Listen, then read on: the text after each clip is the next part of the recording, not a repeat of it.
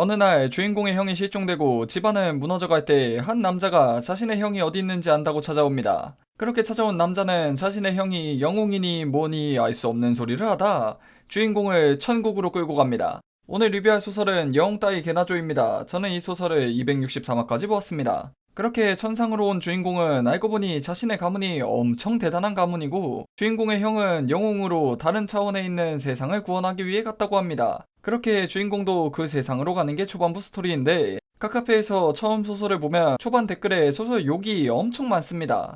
이게 처음 나왔을 때는 전개가 이상했다는데 한번 대대적인 수정을 거쳐서 지금은 크게 이상한 게 없으니 댓글이 소설 내용과 안 맞더라도 무시하고 보시면 됩니다. 우선 메모라이즈와 탐식의 재림을 쓰신 로유진 작가님의 세 번째 소설로 이번에도 같은 세계관을 공유하고 있습니다. 기본적인 설정은 수많은 차원에서 영웅 또는 용사로 세계를 구원한 인물들이 천상에 캐스팅돼 다른 위기에 빠진 세계를 구하기 위해 다른 차원으로 간다는 설정인데 초반부 상황은 전작들과 비교가 안 될 정도로 극악입니다. 거의 아포칼립스 수준으로 인류는 기반이랄 게 없고 다른 세력에겐 쓰기 좋은 실험용 쥐나 신경 쓸 가치도 없는 벌레 수준입니다.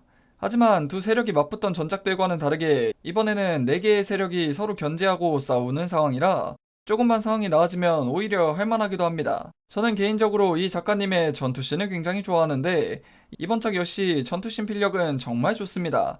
하지만 호불호 요소도 있는데 이번 소설에선 개그 형식의 전투씬과 진지한 전투씬이 섞여 있어서 이걸 보는데 사람에 따라 몰입이 안 될 수도 있습니다. 물론 소설 읽는데 너무 힘들지 않게 완급 조절을 잘한다고 생각할 수도 있지요. 가장 큰 호불호 요소는 주인공입니다. 설정상 등장인물들 중 대부분은 이미 경력 있는 영웅들입니다. 즉 구르고 구른 베테랑이라는 건데 주인공은 완전 신입입니다. 그렇다 보니 정신적으로 좀 많이 어리고 주인공의 능력이 주인공이 노력해서 얻은 게 아닌 대부분 혈통빨, 운빨, 가문빨입니다. 주인공이 활약하고 이기는 사이다 부분도 대부분 주인공의 노력으로 이겼다기보단 다이아 수저로 이긴 느낌입니다. 물론 전개가 되면서 노력도 하고 정신적으로 성숙해지는 전개가 있긴 한데 그게 엄청 빠르지는 않습니다. 그렇다 보니 완성된 주인공을 원하시는 분들은 답답할 겁니다.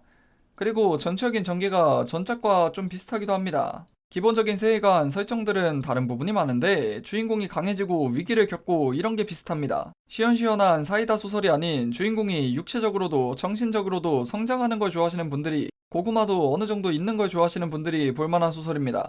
작품 전체적인 분위기가 초반부 상황은 엄청 어두운데 전개 방식에서 다크물 수준까진 아닙니다.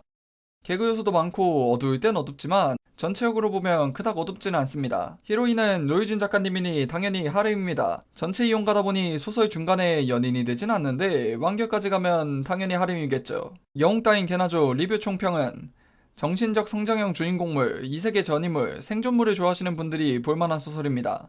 전체적으로 탐식의 재림과 비슷한 점도 많아 전작을 재미있게 보셨다면 재미있게 보실 수 있을 겁니다.